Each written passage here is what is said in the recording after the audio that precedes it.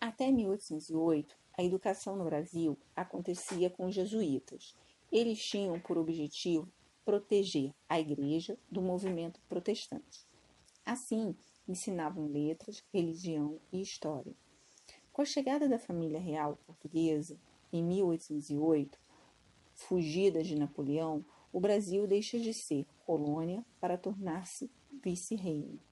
Para fazer frente a essa mudança, D. João VI cria instituições de ensino superior, como engenharia, medicina e direito, voltados para a formação profissional e o ensino básico para os cidadãos.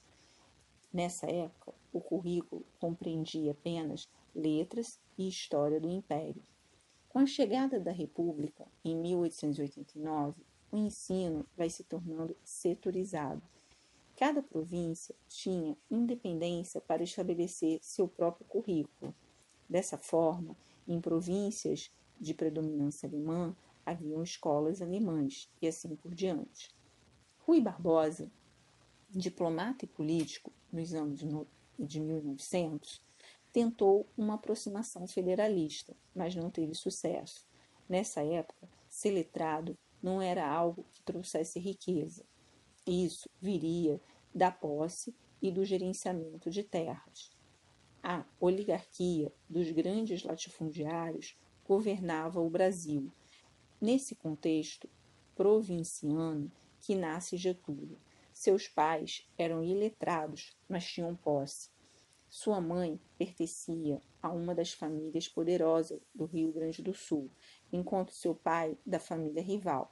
Os historiadores, como Boris Fausto, entendem que veio daí sua capacidade de gerir opostos.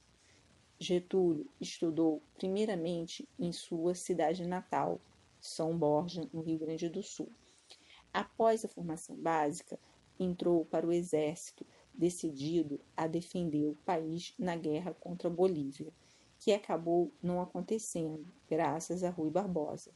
De volta ao Rio Grande do Sul, se formou em Direito e logo depois entrou na política, em 1909, como deputado estadual pelo Rio Grande do Sul.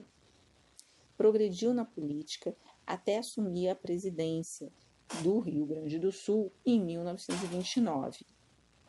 Enquanto isso, no mundo, na década de 20, ganhava força em vários países a ideia fascista, que tem como característica principal o culto ao líder, o forte nacionalismo, um governo centralizado e autocrático, e a censura aos opositores e a forte propaganda do Estado. Essas ideias começaram na Itália, com Benito Mussolini, e influenciaram vários líderes. Na Espanha, Franco, em Portugal, Salazar e na Alemanha, Hitler, dentre outros. Em 29, há a crise da Bolsa dos Estados Unidos, o que repercute fortemente no Brasil. Com a crise, os Estados Unidos, que era o maior comprador de café brasileiro, deixa de comprar, forçando para baixo o valor da saca. O presidente de então, Washington Luiz, é forçado a comprar a produção e queimar. O problema é que os cafeicultores se recusaram a reduzir a produção, forçando o governo brasileiro a pegar mais e mais empréstimo em uma época de crise e com juros altíssimos. Nesta época, o Brasil vivia a política do café com leite. A presidência do Brasil se alternava a cada 4 anos entre Minas e São Paulo, os dois estados mais poderosos. Cada estado, aliás, tinha o seu próprio presidente, que tinha total autonomia para administrar. Não havia o conceito de federação, nem de presidente da República, no sentido de ser o maior expoente do executivo. A eleição era de cartas marcadas. Antes do pleito, havia um grande banquete em que o presidente atual apresentava seu sucessor, que era aprovado por todos. Como o voto era aberto, esse político fatalmente era eleito. Dada a crise, Washington Luiz indicou como sucessor um outro paulista, Júlio Prestes, rompendo o acordo que vigia até então. troca do poder entre São Paulo e Minas.